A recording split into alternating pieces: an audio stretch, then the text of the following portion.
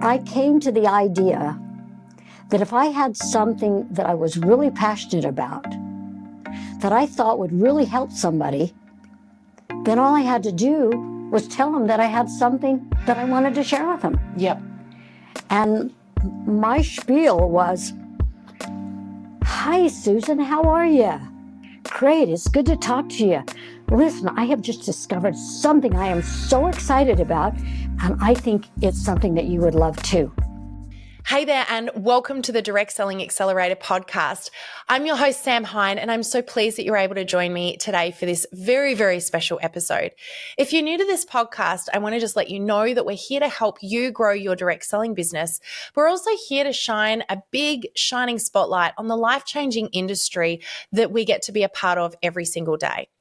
I love to do two very special things inside of this podcast. The first is give you business building strategies and social media tips and tricks. But the second is I love to hear stories from unbelievable people all around the world from within this industry that are inspiring, that are filled with knowledge, wisdom, and can help you grow as well. I want to really shine a spotlight on where many of the companies in this industry have come from and the stories and the passions and the inspiration behind them. Today is particularly special because while normally I interview my guests online, in this instance, I got to travel across to Utah to visit somebody who I have wanted to interview for a very long time, the amazing Mary Young from Young Living. Now, you've probably heard of Young Living. They've been around for many years, and they were founded by Mary's late husband, Gary Young. I had the absolute honor and privilege to sit in their own podcasting studio at Young Living and hear Mary's story. Now, I went in with a bunch of questions that I was really excited to ask her. But as you'll hear in the interview, I got to sit down and literally hear her for quite some period of time share all of her amazing story and wisdom along the way. I was absolutely wrapped up in this story, and I know you will be as well. And I felt so privileged to be able to be the person sitting there listening to it. So I'm excited to share this with you today. But what I really encourage you to do is off the back of this episode and listening to Mary share her unbelievable story of experience, wisdom, lessons learned, and the way that she leads because of this life experience that she had, I would encourage you to ask yourself what you can learn from this and what you could apply in your own business today as well. So with no further ado, I'm going to hand over to the interview with the amazing Mary Young. Enjoy.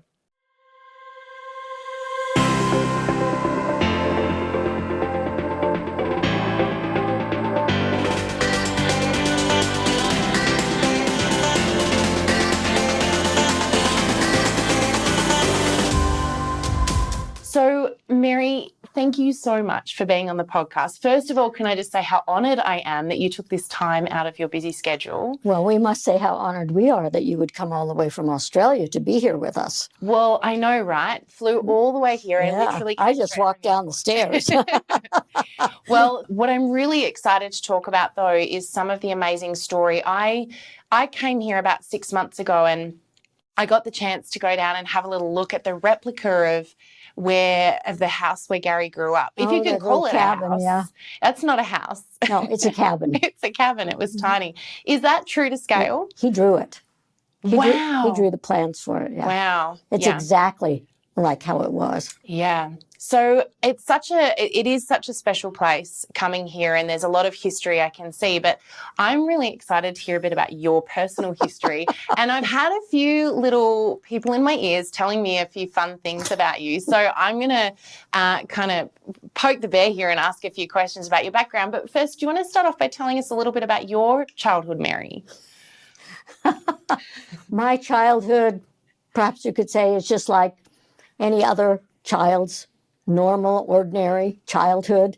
Nothing spectacular, except that my mother and father were both extremely musical. Mm-hmm. We had a piano, we had an organ. They could both play by ear. And I was this little tiny girl with blonde ringlets and great big blue eyes, and I had a pretty little voice. And I can remember my first performance when I was 3 years old. And I had on a lime green satin dress. And the only thing I remember about it is, the swishing of it, which is what a little girl might do. But I sang I Love You Truly at someone's wedding. I don't know whose wedding, and I don't know where. But that's the only memory I have of it. And I just continued singing all my life, growing up, everything. Lots of plays, lots of musicals, singing in high school. I mean, the stories go on and on and on and on. And in my mind, I wanted to go to Europe and sing. I wanted to sing opera. I wanted to be an opera singer. My mother loved opera. They both my parents loved beautiful music. So we had music in our home every day from the day I was born. My mother played the accordion and yodeled, and she went on the rodeo circuits, and she wouldn't let me yodel because she said it was bad for the vocal cords. But she loved it, and I think she was more of a performer than I was. Wow. But I'm the one who got the education. So after I graduated from high school and I went to the University of Utah for a couple of years, and then I wanted to sing. I wanted to study in Europe. So I got on an airplane and I went to Europe. I was 19 years old. And I went to Switzerland because my ancestral history is Swiss. And so I had an affinity for the country of Switzerland. And while I was there, I got this crazy idea to hitchhike around the Mediterranean. I was there with a girl the same age, and her father was a colonel in the Air Force, and they had lived in Libya. And so she was familiar with that part of the world. And I'm someone who liked to follow maps. And we went to the bookstore and we got a map of the whole area of Europe, Mediterranean. And we said, let's go. So on December 19th, when school was over with a knapsack on our back, we took off and we thumbed our way all the way around that area of the world. The furthest we ended up was in Jordan. And from there, Gogi wanted to fly. And I thought, well, it's an adventure. Why not? So we were airline stewardesses for Middle East Airlines for about 6 months. I was there during the 6-Day War. And I had a pretty dramatic experience there with all the rioting and everything that went on. And of course, what was printed in the newspaper was not what I saw out the windows of our apartment. So it was quite different. So I got a real interesting insight into the world of the media and how they exaggerate and create the story that they want. But I didn't want to be an airline stewardess. I thought it was a glorified waitress job, and I wanted to sing. So I had written to a professor in Vienna, and she said to come. I had to audition. So I went, I auditioned. She took me as a student. So I was in Vienna for, 6 years, almost 7 years. And I graduated, and then I stayed and I did graduate work afterwards. I have 3 degrees, all in music. But it was fun. It was a wonderful life, and I never thought I would come back home. I just loved it so much. And I had a group of friends from the academy, and we performed The Marriage of Figaro in the Schönbrunner Schloss Theater, which was the theater of the Kaiser, his summer residence. And it was a beautiful little theater. It was a huge undertaking, and it was magnificent. And I just loved it so much. And even though Figaro is written in Italian, we sang it in German. And that was really fun. And I remember when it was over with, and this is such a dramatic part of my life. I walked out the back door. Well, I ran to Andreas, who was I'm trying to think, Bühnendirektor. Stage director. Once I start talking about that, I get in the wrong language. But anyway, I ran up to Andrea and I said, wir haben's geschafft. We did it. And everybody was so happy. It was such a huge success and sold out every seat. It was so wonderful. We were all just students. Wow. It was a wonderful undertaking. And it's one of the great memories that I have of being in Europe. And I walked out the back door of the stage and down the long sidewalk. And, out there they have these giant wrought iron gates. They're like, 25, 30 feet high. And you have to go through the gate. And I walked out, and I went to my little VW, unlocked the door, got in, put my key in the ignition, and before I turned it on, I heard a voice say, Mary, it's time to go home. I went, what? The voice said again, it's time to go home. And I said, no, I don't want to go home. It's time to go home, Mary. And so I left, driving home, wondering what on earth just happened. And this feeling came over me. It was time to go home. I was losing my identity as an American. Yeah. I loved German. I didn't want to speak English. I was so engrossed in the music world. But it was really interesting because I had auditioned for several different opera houses. And I don't know, for some reason, I couldn't accept any of the offers that I received. And here I'm this American, and I get the offers. And all the other students that I graduated with, all Europeans, they weren't getting any offers. And what's with her? The agent was wondering, what's with this woman? She doesn't want this job. But I had this feeling I didn't want to get stuck. Yeah. I'd be there alone, no family, It's an empty world if you don't live the crazy lifestyle that they have. So I didn't. And then this happened to me out in Schönbrunn. And so I remember leaving the Bahnhof, what's that? The train station. I love that you have to keep switching languages just to make sure. Well, I remember looking out the window because the cheapest ticket I could get was out of Brussels. Yes. So I had driven my car up to Bremerhaven, put it on a ship, got a ride back to Vienna, packed all my things, and then I went with my friends to the Bahnhof, got on the train, and I remember just crying my eyes out. And they were all crying.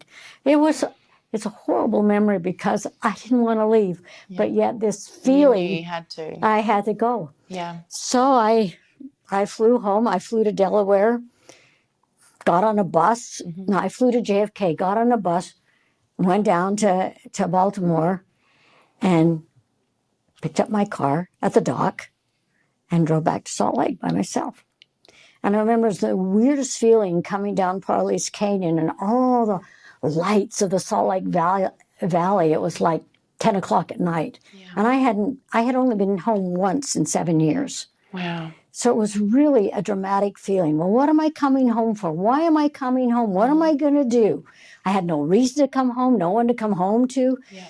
So, my family was all happy to see me and everything. But I had a friendship with Glade Peterson, who was a tenor at Zurich Opera, but he was from Utah. And he told me he wanted to start an opera company. And he said, Mary, I'm going to go home. And this is when I was in Zurich and met with him. And he said, well, if you come home, help me start an opera company. So he called me and he said, are you ready to help me? And I said, yeah, sure. So that was the beginning of Utah Opera. Wow. And we sang in all of the schools. He had a program called Opera in the Schools where he wanted to introduce people to opera, get the kids excited about it. Yeah. And I was the original Little Red in Little Red Riding Hood. And it was fun. I sang in every elementary in the state of Utah. And then we did a high school program. We went to Idaho, and all of these things were happening.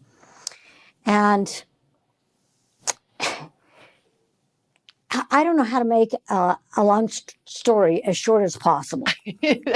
You tell it how it is. But during this time, I had a friend who had invested in a gold mine in Colombia.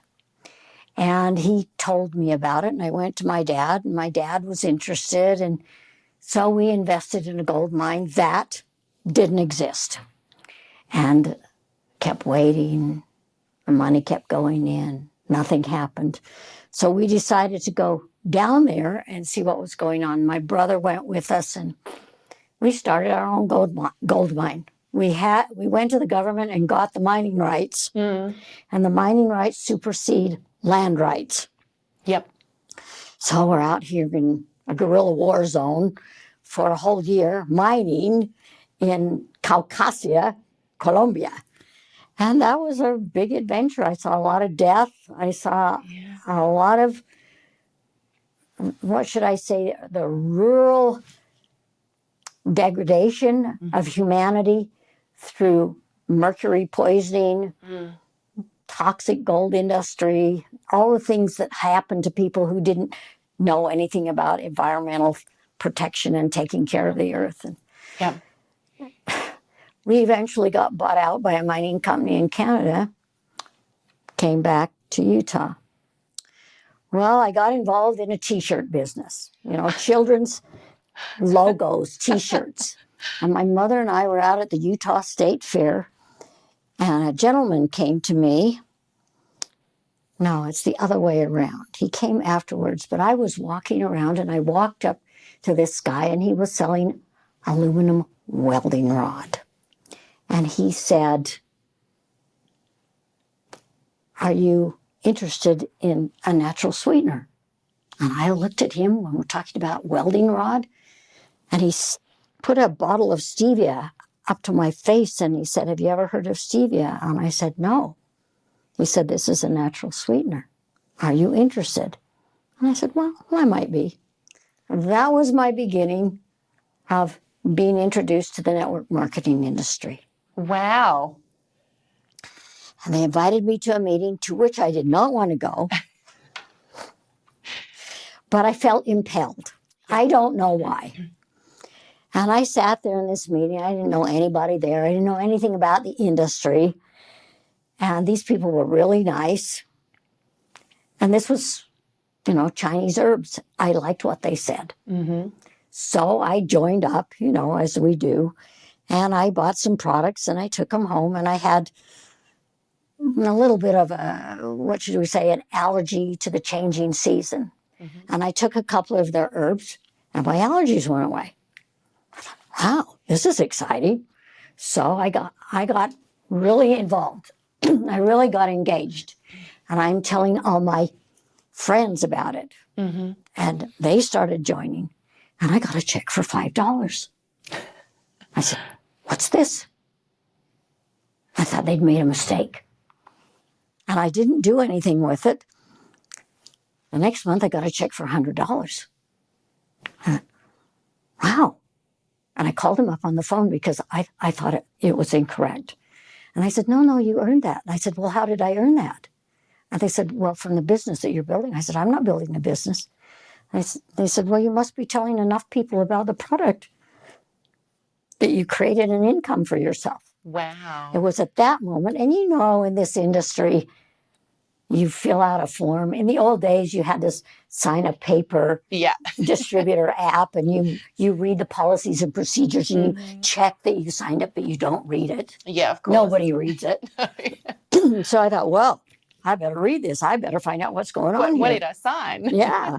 So it was like 2:00 in the morning. And I was sitting on my bed downstairs in the basement of my parents' home. Yeah. And I'm reading through this. It was like 10 pages. That's all. It was the whole ball of wax. And I thought, wow, you can make money with this. I need to go back and look at how I'm doing this. So I started restructuring my organization to meet the qualifications because I didn't really, I had an old car. I had my old VW, but it didn't go in reverse and it didn't have any heat. It didn't go in reverse. No, I parked it in my parents' driveway. I back it in. And so when I wanted to start, I turned the engine on and then I could push it myself. And their street went downhill. And so as soon as I started downhill, I hopped in and popped the clutch and started the engine. That's hilarious. Oh, I did that for a year. My kids are going to love that story. But it's the actual truth. And when I would go to meetings, I had to park where I was on a decline so I could pop the clutch. Yeah. But because I didn't have any heat, I was wearing a blanket around, and we have winter here in Utah. Like today, it's really cold outside. It's snowing outside. Yeah, it's horrible. Believe it. And I parked way out in the parking lot because I didn't want anybody to see me. It was really embarrassing. And I went to this meeting and I got excited because I could see a possibility. I could see I could get a new car. They had a car program. Yep. And if I structured my organization just right, I could earn a car. Yeah. I could pay debt. And my father had invested so much money in the Columbia gold mine, and everybody was in debt. It was awful. But I could see it. And so I started it. And my friends, they would laugh at me and say, "Mary, how come you don't go buy new clothes? You're making so much money." And I said, oh, because I like what I have. I don't believe in telling people you don't have any money. That's against my religion. You never let anybody know that you don't have any money. Because if you say that, you never will have any money. Yep. I love I mean, that. you know that game. Yeah. So I would always give a reason. Well, I like this dress, or I don't have a need, or nah, yeah, you're right. Maybe later when I have time. I don't have time to get. Those were all my excuses for not going and buying any new clothes. But you know what? It took me 1 year to pay off all the debts. Wow. And I earned the car.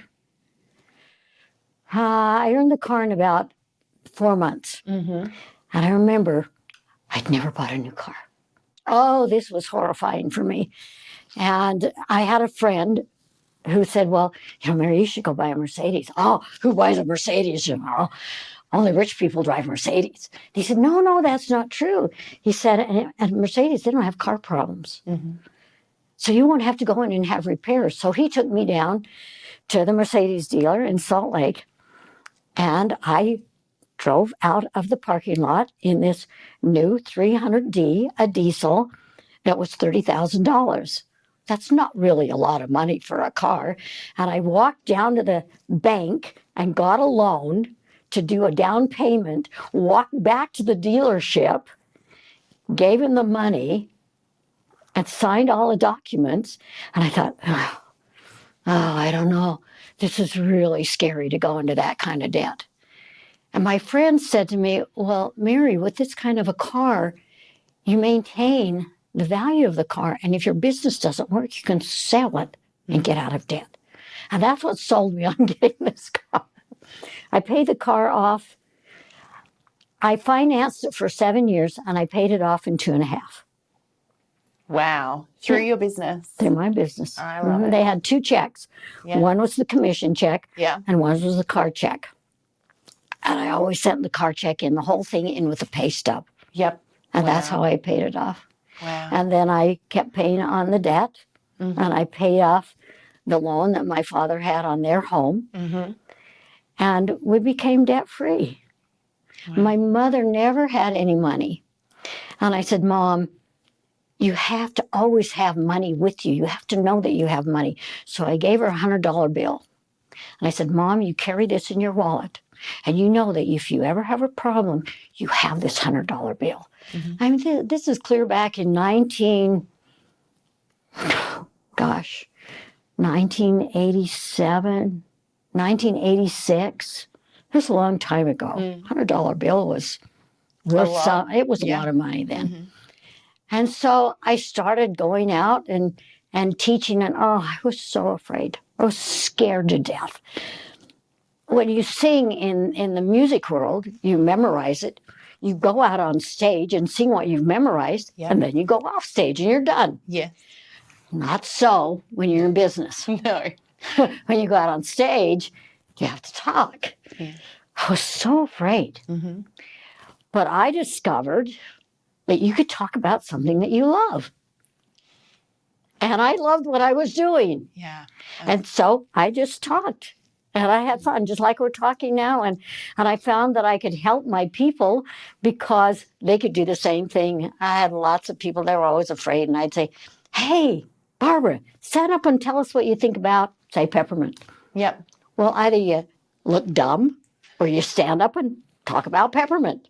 Well, if you love peppermint, it's easy to talk about. It's easy. Whatever it is. I love that. That's so true. It is. I think people overcomplicate it, don't they, when they're worried that they have to know everything. I can't talk about it till I know it all. Well, I can tell you some funny stories with Gary. Oh, my goodness. Because I always made it simple. It's not complicated. If you want to build a business, look for somebody who has a burning desire. For me, it was someone who loved the field of health and someone who likes to talk a lot. Those are my 3 ingredients. And that's what I taught from stage. That's what I taught them to look for. So really that's the essence of knowing exactly who your target customer is. Absolutely. I love it. Well, in our industry, it's mostly stay-home moms. You get a lot of people who don't, let's say they didn't finish college or they only went for a couple of years or maybe they didn't go at all. They don't know how to do a business. They don't know what to say. Yeah. They're scared to death of all those people out there. And I used to say, hey, there's no difference between one person in the audience or 100 people in the audience. Mm-hmm. It's just the same. Yeah. I said, if it makes you nervous, don't look in their eyes. Look at the back of the room. Talk to the wall in the back. Yeah. But it's fun. Just have fun. Yeah. Just tell them how you feel.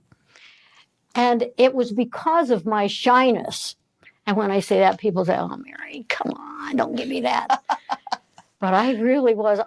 My favorite thing is being a person who sits in the last row and never has to speak or say anything. Yeah.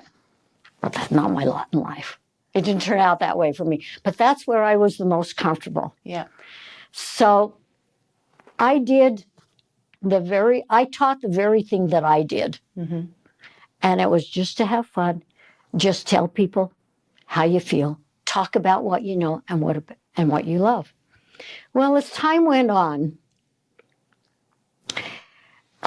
this is another funny thing. Because I was so shy, you look at some of these big networkers, they have such big personalities and they can talk to lots of people and sponsor lots of people and they know how to do it all. Yeah. And here I'm this shy little hick from Utah who didn't know how to do anything, never been on stage, never talking extemporaneously, none of that stuff. And I'm thinking, I really don't know what to do here. And so I spent all my time teaching my people. Mm-hmm. And as a result, I built very strong depth. Mm-hmm. And the secret to making money in this industry is having the width. But when you have the width that you need, then you build deep. Mm-hmm. That's where the volume comes from. Yep. And I did that because I was afraid to go out and talk to people. And I also felt like it's only fun if everybody's making money. And so when I sponsored someone, I wanted to make sure that they were successful. Yeah. So I gave my heart and soul to whomever it was to help them build so that they could be successful. Well, what does that do to an organization? Mm-hmm. It builds a powerful organization. Yep. And I did. I had a very strong, powerful organization. And we go to conventions. Oh, we had so much fun together. But it wasn't about selling product or teaching. It was celebrating their success, having fun, laughing, being together. And I loved the people I was with. I loved the people in my organization. And in the 10 years that I built, I never had one person leave to go to another organization. Wow. They never wanted to go because they knew how much I cared about them, and we had strong relationships, and we laughed a lot. Yeah. I was always on the phone. I was always traveling. It was a grand and glorious experience. And that gave me an amazing 10 years out in the field, which gives me a vast advantage to being on the corporate side. Absolutely. Yeah. Which I would have never had otherwise. Yeah. And so I'm forever grateful for that time. But as time went on, I started seeing funny things that I didn't like in the business. Mm-hmm. I started hearing things that didn't make sense to me. Mm-hmm. And you get up in the upper levels and you hear people talk, and I would just listen, and I'd hear them talk about, well, the product doesn't really work, or this or that, or, well, you can go buy this with all that money and do that with the money. And it became so monetary, and I didn't like that. Yep. I was not about the money. I needed the money desperately, but the money was the side benefit of helping people with these products. Yeah. But I saw that the products didn't have the great value that I thought they had in the beginning. So I'm asking myself, oh, Mary, what can I do? And I was making a lot of money. How do you walk away from that? I didn't know what to do. I had a really funny experience. I've been, I don't know how to say this other than I've been one about fighting for freedom. I'm a freedom fighter. I think everybody should have the right to think what they want, do things the way they want to do, eat what they want. Didn't like all the government regulations. Don't tell me what I can do or where I can do and how I can do it. Mm-hmm. I'm smart enough. I can figure it out myself. Leave me alone. Mm-hmm. And there was a gentleman who was running for president back in 1992. He was a write-in, and I liked him a lot. He was a former colonel, a Green Beret, and he'd been in Vietnam, and he'd seen a lot of things that he didn't like, and he talked out about it, and I loved it all. I just ate it up. So they had a preparedness expo in the Salt Palace. So naturally, I had to be there. And I'm sitting at the very, very top. There were 10,000 people there. And this gentleman is speaking. I don't remember one word that he said, except for the very last sentence. And he said, "Whatever you do, check out those oils. Thank you very much," and walked off stage. We all just, what? What? What's he talking about? Oils? I couldn't figure that out. So I'm walking around in the Salt Palace, and, there's all these people. And I saw from the main aisle, down this one aisle, I saw a sign that said essential oils. And I thought to myself, oils? What's that? I couldn't get down the oil. I couldn't get down the aisle because there were so many people. Yeah. Well, I like to be the last person out. I stayed to the bitter end because most people were packing up and going home, and that's when you could talk to people. Yeah.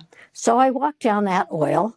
I got oils on my brain. So I walked down that aisle, and I got to the booth, and here's this teenager behind this big, long white tables. You know how they have them in the expos. Mm-hmm. And I said, "So, what are essential oils?" And he started to tell me, and all he said was, I was supposed to do this, and I tried the oils, and it really helped me a lot, and so I didn't have to. And I said, "Well, tell me what you did. I want to know."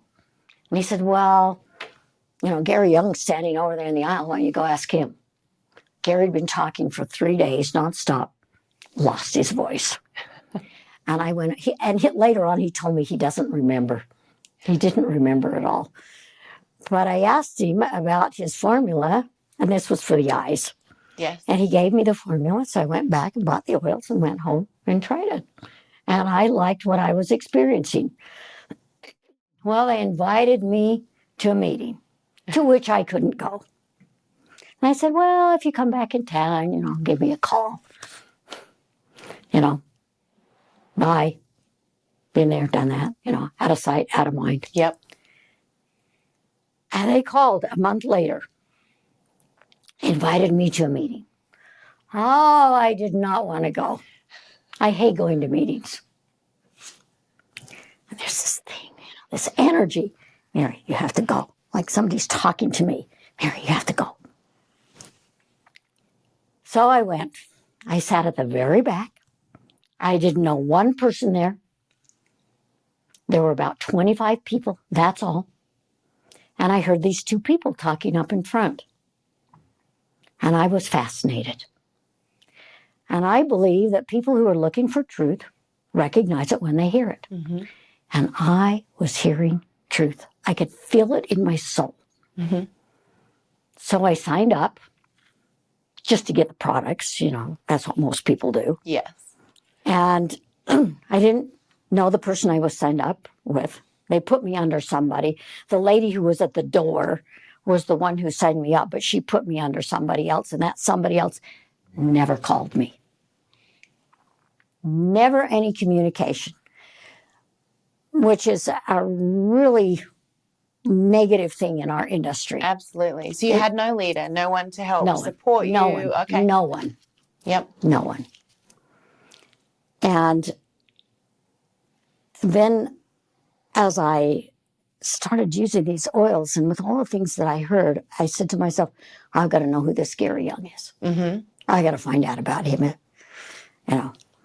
So I went to the meeting. It was really funny because a darling friend of mine called me to invite me And I said, well, Marlene, I already know about the meeting, so I'll see you there. Well, Marlene had a seat down in front, and I was late, and Gary never let me live it down. But I walked down the aisle and sat down next to Marlene. And she said, dang, Mary, I thought I was going to sign you up. I said, too bad. So I signed her up. But what was funny is I sat there, and I had never heard anybody talk as fast as Gary talked. Dates, places, names, and then he started quoting ancient scriptures. Wow. Well, that intrigued me immensely. Yeah. And I love the history. I love the scriptures. And I thought, I wonder, is this another basket that I could put my eggs in? Is it possible I could build a business? No, I already had a successful business and I was making good money. But I didn't want to be with that company anymore. I wanted something I could believe in. Yeah. And it was so funny because I was really mouthy about his marketing plan. And I said, well, I would never build a business in this company with this horrible marketing plan. And I got a call from his office, which was in Spokane. And they asked me if I would pick him up at the airport. He was on his way to Egypt. He had like a 10-hour layover. He needed to get camera equipment, film or something, and he needed to go to the bank. And I said, no, I don't want to do that. No, isn't there somebody else who can pick him up? Why did they ring you? I don't know. Maybe because I was so mouthy. I don't know. It's fate. Yep, I love it. I mean, his business was full of former patients. Yep. He had no business builders. He had no one who had any business smarts, no one who'd been successful in business. Mm-hmm. Maybe that's why. I do not know. But anyway, I fought going out there, and they said, well, Mary, you have the time to go. Everybody else works. I said, okay, I'll go. So I'm driving out to the airport. I don't want to do this. And I get to the airport, and I call him on the white phone, in those days. I don't know how many people remember the old white phones. Yeah. But I called him, and we met. And we went out to the parking lot and got in the car, and he was funny, personable, interesting. We went to the bank, we went to the camera shop, and then he took me to lunch at the Hilton. And he offered me a job as his director of marketing. I said, what? I don't want a job. I'm financially independent. But I tell you what, I'll help you. He didn't have any literature that was of any high quality. Mm-hmm. There wasn't anything that was written grammatically correctly. And so I wrote the first trifold that didn't have any typos or grammatical errors. I had lots of members that come up to me and thank me and da-da-da-da-da-da-da. But this was my introduction into the world of Gary Young. Yep. And so I started helping him, and it's hard to explain what it was like. I really can't put it into words, but it's like we had known each other forever. Mm-hmm. And he asked me a lot of questions, and of course I had a lot of experience in my area. He'd had a lot of experience in the network marketing industry, and he could sell ice to Eskimos. He was so outgoing and so friendly and so personable. It was so easy for him where it was hard for me. Mm-hmm. But he was driven to take his message of essential oils to the world. Mm-hmm. And what I heard was truth. I loved what I heard. I wanted to know more. I wanted to learn more. I wanted to help him. I could see that he was in a battle by himself. Mm. He had nobody to help him, nobody to support him. His family was all anti the oils. They all thought he was crazy. Mm-hmm. They all thought he was wasting money. And he really had a tremendous fight. He decided that he was going to, well, it goes back even further than that because, clear back in it would have been January of 1993, he asked me if I would invest in his business. I heard there was a letter involved. Yes. And I found this letter when we were moving over to this building. Mhm. When I was going through his desk, I went through all the files. Oh, And I wow. found the letter. And I read that letter and I said, Mary, where did you get the guts to write that? How could you say those kinds of things to him? I was sitting there laughing, wondering what was in me to say that. But I thought it was so amazing that I thought, I have to frame this letter. But I told him, in essence, that I could never put my money into a sinking ship.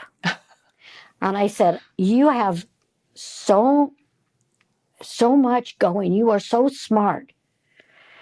You have such beautiful products. You have such fabulous knowledge. How can you have a company that is so ill run like this? How can you have a company that is so in debt that's failing? I said, I can't put my money there.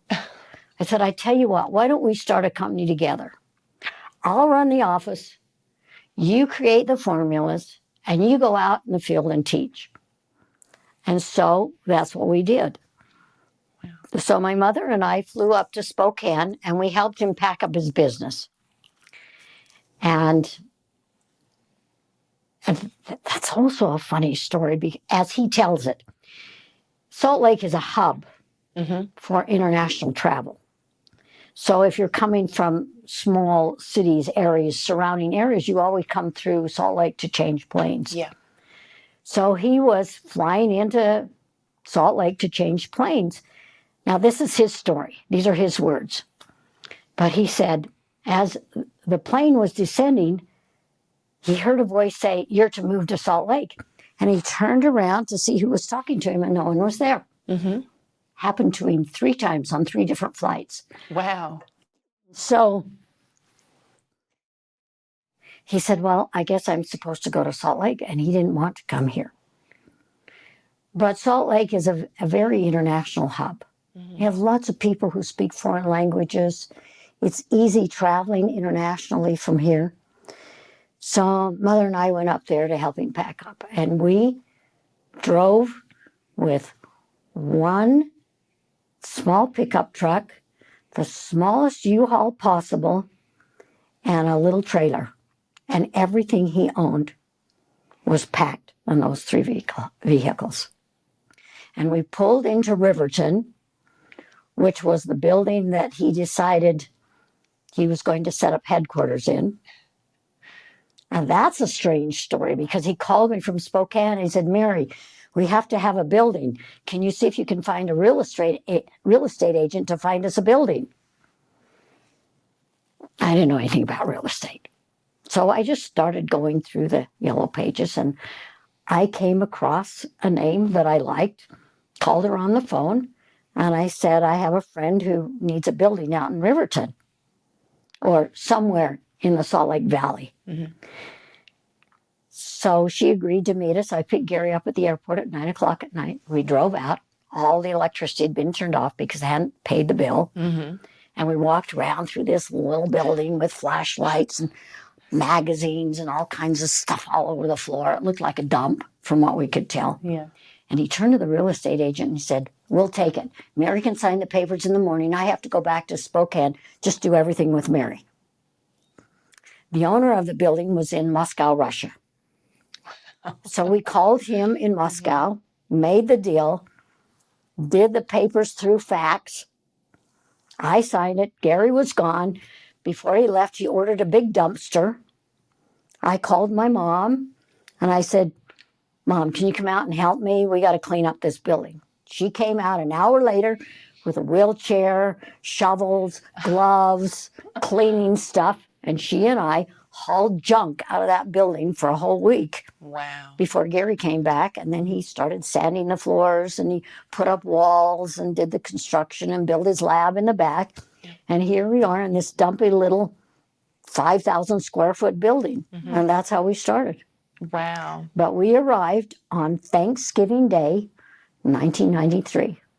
And we incorporated in April of 1994. And that was the beginning of Young Living. Wow. Essential oils. That's amazing. And so I love that you've like literally, I can just like close this now because you've answered nearly all the questions I had about all of the early days right there. Someone told me about the opera and I heard about the hitchhiking and the letter and all of this stuff, but I left love out that lots story. of details, believe me. There's more. Well, I really want to focus for a little moment on all of that experience that you had. You know, you sang, you were in the arts, you went traveling, you hitchhiked, you ran your own business I did. for 10 years.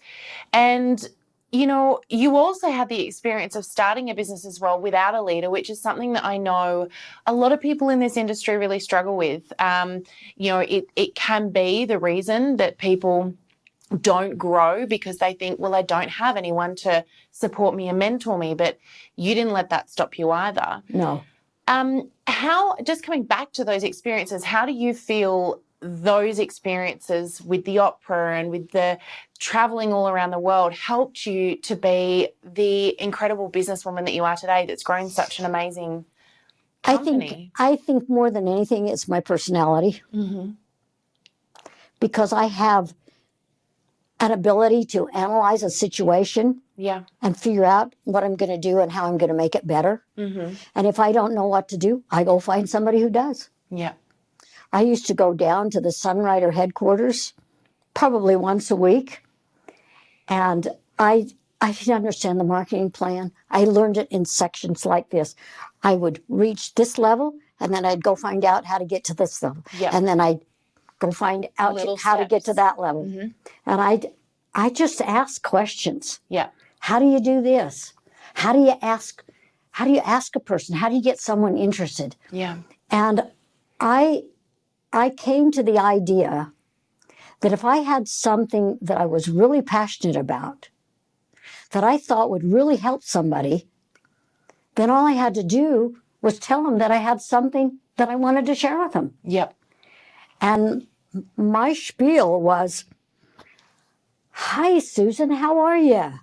Great, it's good to talk to you. Listen, I have just discovered something I am so excited about, and I think it's something that you would love too. I don't care if you buy it or not, but I can't get you out of my mind. If I don't come and tell you about it, I'm going to feel guilty. So can I come tell you?" 100% of the time they said yes. Mm-hmm. 100% of the time. Yeah. If you have credibility with the people with whom you're speaking, they will let you come. Yeah. And my favorite place was the kitchen table. Yeah. Always. And they had a starter kit, just like we have in Young Living. Yeah. Dump it out on the kitchen table, and I'd say, "This is for this, and this is for this, and this is for this, and this does this, and this does this." And they'd say, "Can I have this?" "Sure." They'd pay me, and then they'd replace what I sold to them. I did that time and time and time again, and I never had one person turn me down. Wow. In 10 years. So tell me about the kitchen table philosophy, because I believe that there is a little bit of something special around that. You're a big believer of around the kitchen table. I am. Well, first of all, everybody's comfortable around the kitchen table. So true, they are. You know how we love to sit around and talk and eat, and there's a lot of fun there. Yeah, and so you're in an environment that's comfortable. Yeah. I was comfortable. And I like the kitchen table because you can spread things out. You have a piece of paper, you have the application to sign up, you have all the products, you can do anything there. Mm-hmm. And people can ask questions. You can ask for a drink of water. Sometimes we would eat fruit, just homey, just having fun, being together. And if you really care, if you're really sincere, they feel that. Yeah. If you're there for the money, they can feel that too. They can feel that too. Yeah.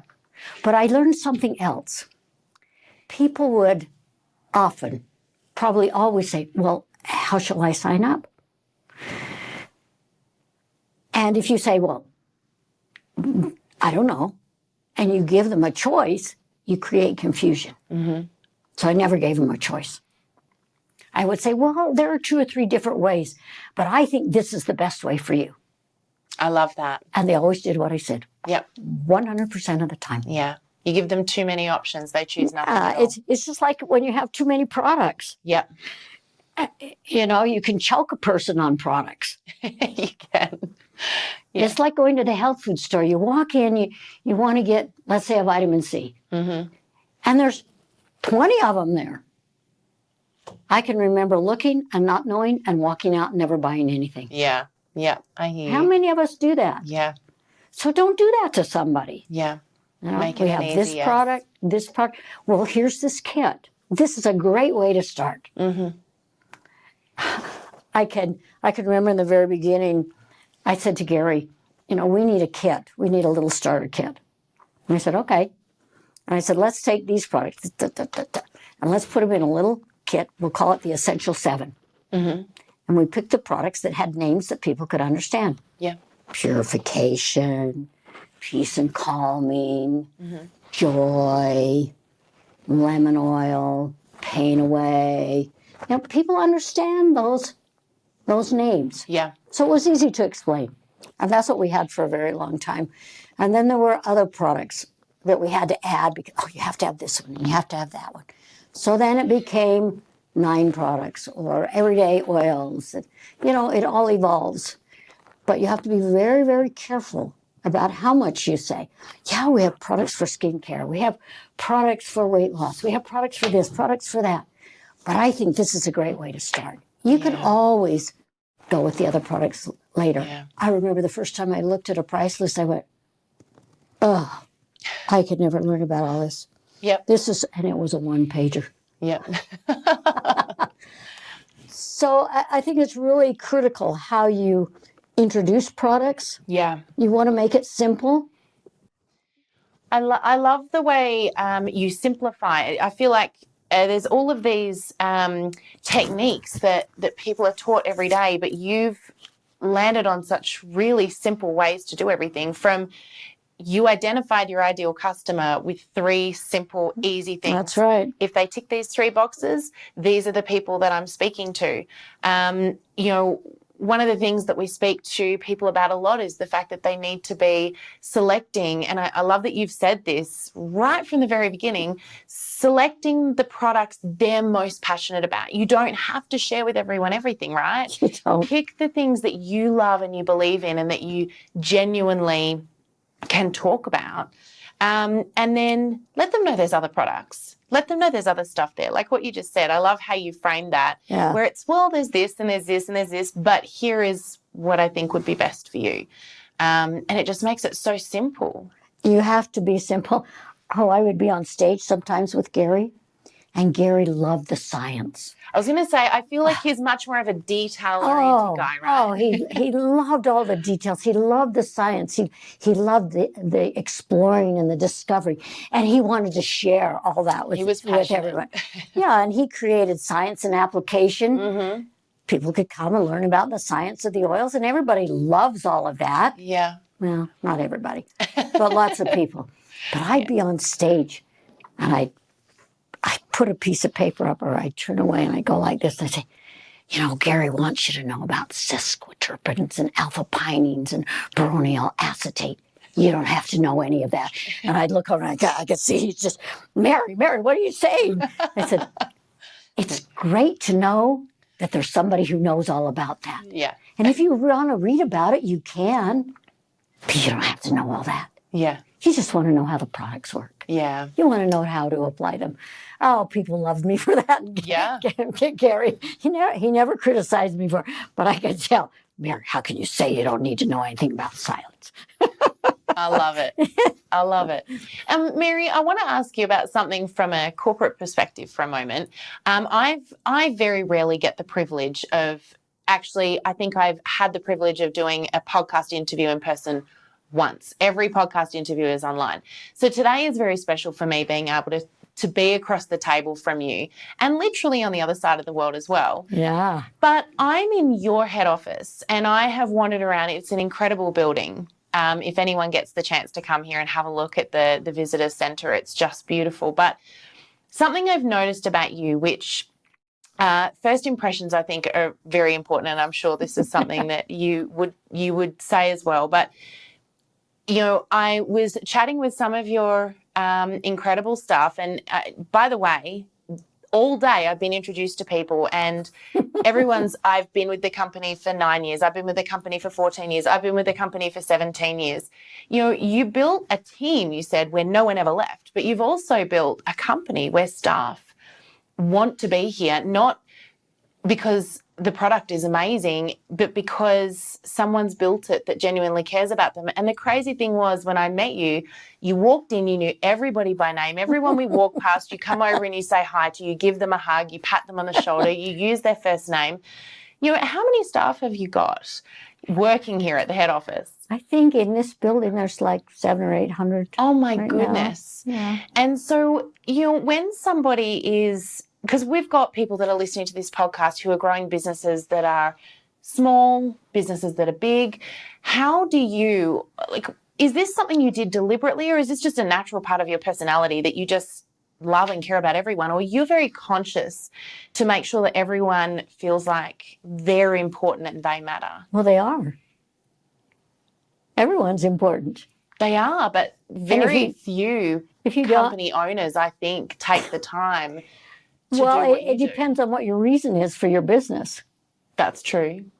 First of all, Gary felt like essential oils were something that belonged to the world. Mm-hmm. I mean, these oils are extracted from something God created. Yeah. So they carry an essence with them, which people feel. Yeah. And if you have something that powerful that you want to share with someone,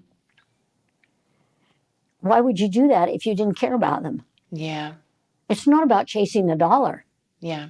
It's about someone's life. Gary was a servant of humanity from the time he was born. I spent my life on stage singing to uplift and make people laugh, make people cry. My whole life was about doing something for somebody else. Yeah. My parents were that way. I never heard an unkind word come out of my mother's mouth. She loved everyone. Everyone was her long-lost relative. And everyone who came to our house went home with a loaf of bread, a jar of jam, something she'd made. Yeah. That's how I grew up. Yep. And if I have something, I look at those oils there and I think, oh, that oil is so wonderful. You don't know how wonderful that oil is. I want to share that with you because I want you to know how wonderful it is. Well, if I feel that way, then I'm going to want to know who you are. What are you about? Why are you here? What's the point of all this? If you can't help someone or improve someone else's life, what's the point? Yeah. Because that's the mission of Young Living. Yep. If we don't live by that, there is no point to this business. So I get excited when I see people excited about the products. People would come up at convention and they say, oh, Mary, I want to tell you my story, but I bet you've heard so many. And I said, look, everyone's story is a powerful story to them. Yeah. Of course I want to hear your story. And they'd look almost sometimes bewildered, like, really? You want to hear what I have to say? Yeah. And Gary would always say, that's the payback. Yeah. The benefit of what you do for someone else is the payback if you have the opportunity to hear them express that. Yeah. How can you not love people when that's how you feel? Gary always said, well, if I can't have fun with the people who work at Young Living, then I don't want them to work here. He looked at everyone as family. He saw everyone as an equal. Yep. He never saw anyone different than him. And he'd say, oh, I'm Gary. I'm Mary. It was never the owner, the founder, the big boss. And it was never any of that. And he could never keep titles right. He didn't know who had what title. And he called people by the wrong title because it just didn't matter to him. Yep. He just was excited that they were there. Yeah. Whenever you have a business, people come and go. People get a job for the money. And if they don't tap into what the business is all about and they don't get what they want out of it, they leave.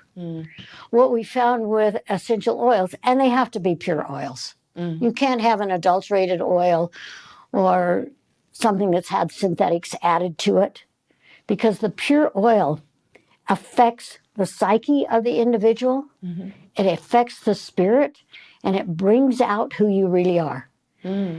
It enhances the kind of person you are. It either makes you better or it makes you worse.